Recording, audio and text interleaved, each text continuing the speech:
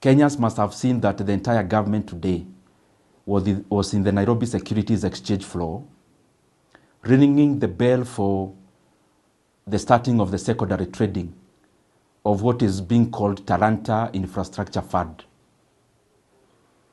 It is a 44.8 billion Kenya shillings bond. Bond, in other terms, is borrowing. When government borrows, it can do treasury bills, it can do bonds, which are either short-term or long-term.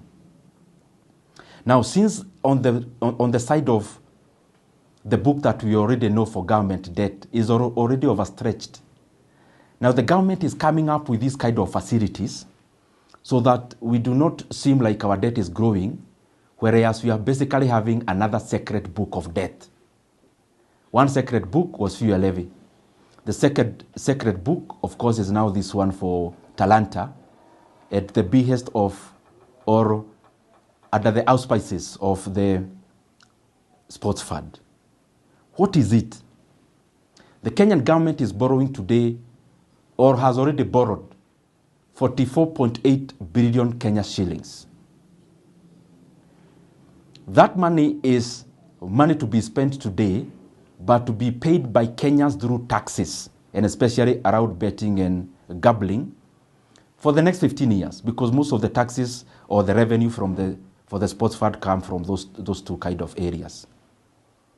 So we are spending revenue for the next 15 years today, so that we get political capital out of it today. But Kenyans will pay that loan for the next 15 years. It will be maturing in 2040. Now the interest rate is 15.04%. Those things seem just figures when you see them, but they affect every Kenyan. Because at that rate of 15.04%, it means bonds that are paid semi-annually after every 6 months, the government will be paying from the sports fund around 3.4 billion Kenya shillings after every 6 months.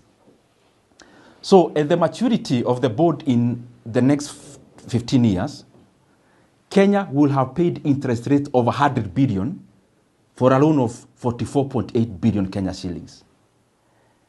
And I'm here wondering, if that cannot make us agree as Kenyans, then what would? Because we are basically mortgaging every stream of government revenue, like Kenya is going anywhere. Kenya will still need a sports fund for the next 15 years. What is the urgency of rushing to overburden the country with a 44 billion loan, which upon maturity will be paying more than double on interest rate alone? From where we see it is a very reckless manner of running the fiscals of a country, because we are now mortgaging income streams of the country. And I can tell you without blinking of an eye that these kind of mechanisms you see, the experienced officers in the National Treasury do not even support it, including the fuel levy securitization. It is only the excitement of some people who are now putting our country in this kind of risk. Any experienced economist, even in the National Treasury, and I'm saying it having been in close interaction, do not support this kind of recklessness. I request the leadership, let us put our country first, beyond the convenience of what we want to do in terms of developmental politics.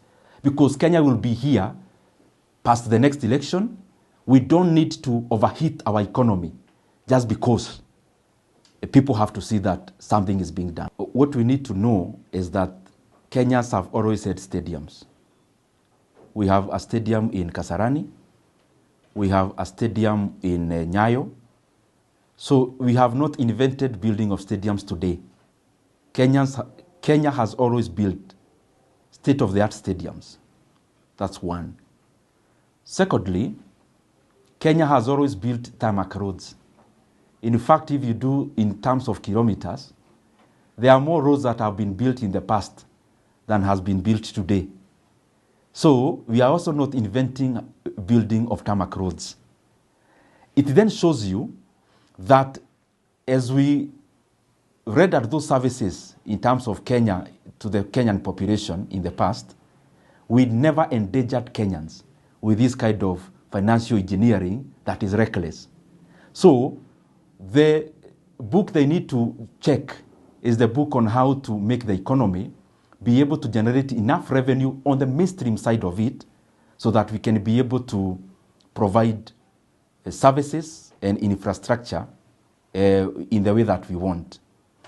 But the other side is that we need sincerity from leaders.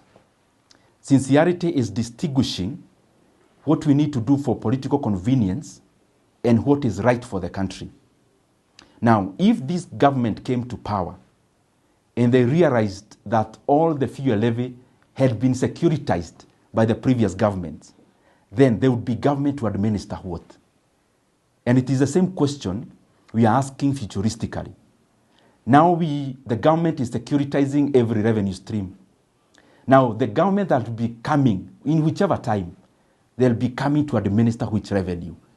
The revenue you've already taken loans, borrowed, and misused, or where will this revenue again